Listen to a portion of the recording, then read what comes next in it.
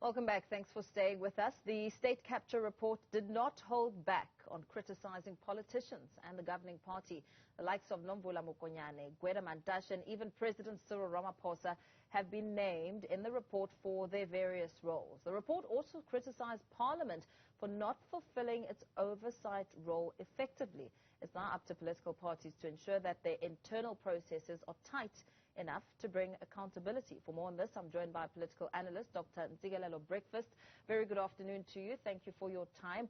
We finally managed to get hold of the 5,500 pages spread over 6 parts, detailing, a lot of the corruption, and accountability has essentially been the operative word. South Africans are saying it's all very well to have the document, but what will happen afterwards? Paul, when one looks at the reports that have come through, all of them, they amount to, 7 reports, starting from the ones that were released in the beginning. I'm not going to count them with the ones by judges on. So all of them, they confirm the existence of the so-called state capture project. And that shows that there have been people who have used social and political capital in pursuit of personal accumulation. That also shows that the decisions of political and economic elite have national consequences. But the challenge in has been surrounding the definition of state capture, because in my view there are 2 definitions.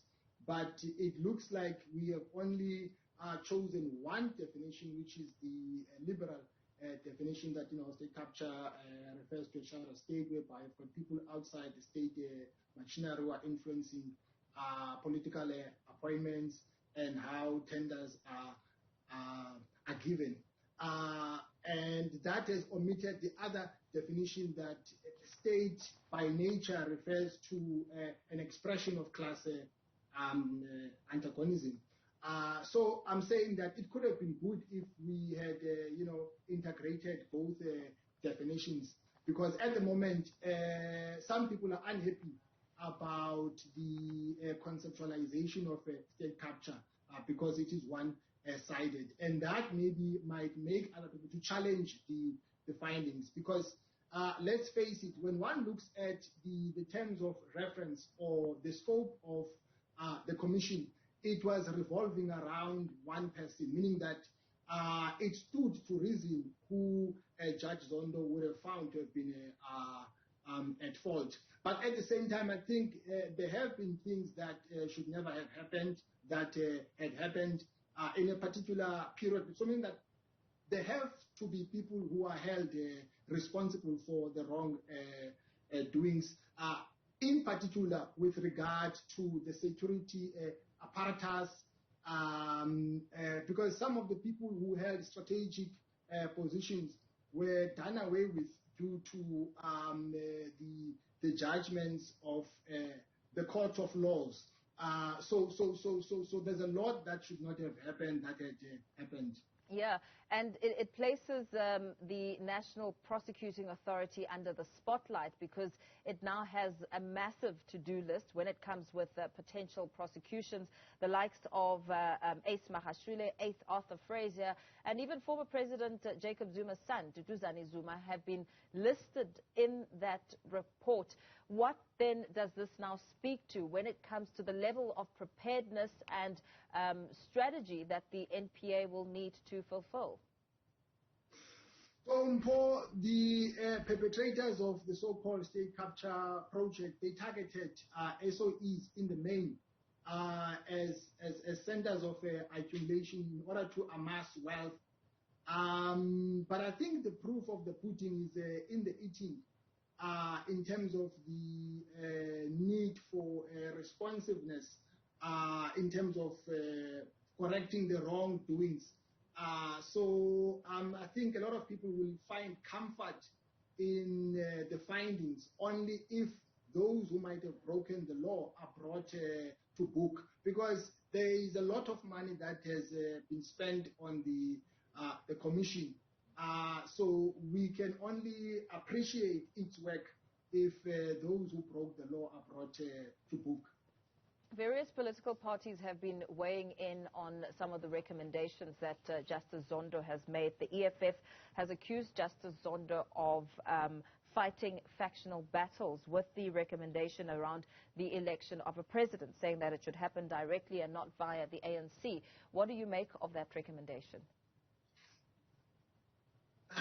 There have been instances, with hindsight, there have been instances whereby I felt like maybe Judge Zondo went overboard.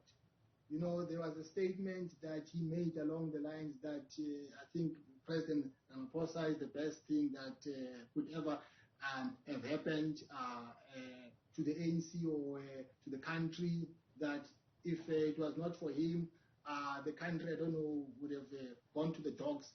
I'm just paraphrasing what he said. Yes. So I don't think that he should have said that. And the fact that in private, before the release of the report, he has been having these bilateral meetings with the president, even though he did explain that. But I think he should have been circumspect on that score. Because the fact that he kept the country in the dark, I think did make room for people to ask, critical questions in terms of the relationship between himself and the president. And what has compounded the situation is the fact that Judge Zondo was appointed by President Ramaphosa while the commission was in motion, which also begs a number of questions. So I think he has not been circumspect, with regard to the comments that he has made about political issues. And so I don't think that's his domain. Yes, because the criticism also, well, according to the Commission's findings, a lot of analysis there is pointing to President Cyril Ramaphosa's role, saying that he could have acted with a lot more urgency to prevent state capture instead of standing by and somehow letting former President Jacob Zuma abuse power, with him letting him do so. Well, I think to a larger extent, the incumbent, the current president of the country, should take some responsibility for what had happened, because he was responsible for the running of these state-owned enterprises. So if there's something that went wrong in that regard, it happened under his watch. So he needs to be held responsible for that. I don't think that he's off the hook. I also think that, again, with hindsight, Judge Zondo was a bit soft on him because the presentation that he pitched at the commission, the argument that he advanced about deployment and so on, it was not watertight. There were some gaps. And I think Judge Zondo should have been, critical of the arguments that he put forward.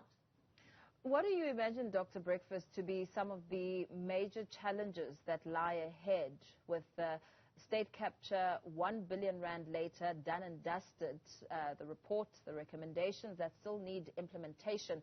What are the challenges that lie ahead?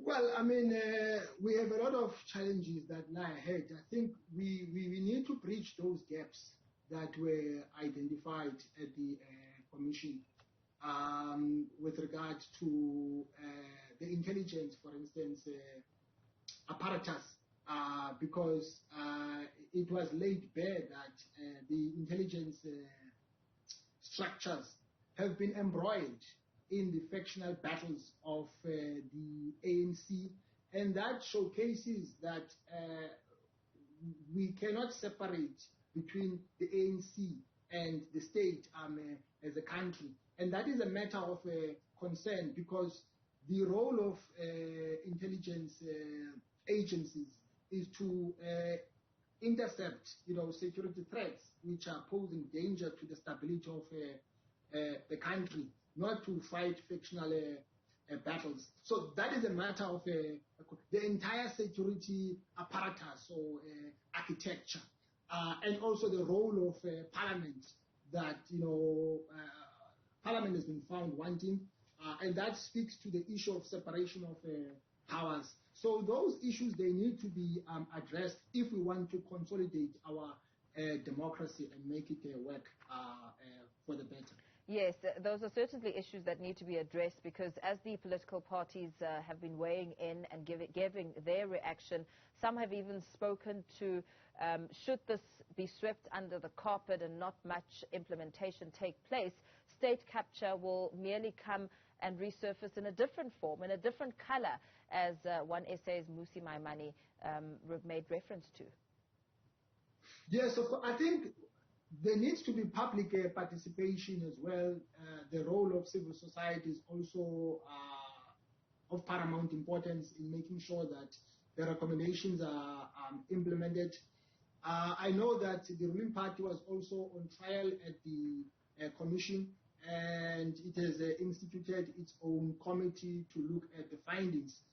But I think the president, in as much as he's wearing, two caps, he's the head of state, also the head of government, but he needs to respond as the head of government and also as the head of state, not as the president of the ANC, and do something about those findings. Very well, Dr. Breakfast. Let's leave it there for now. Political analyst Dr. Ntsikelelo Breakfast speaking to the final reports of the State Capture Commission being out in the open, and a lot of the reaction coming in. In a moment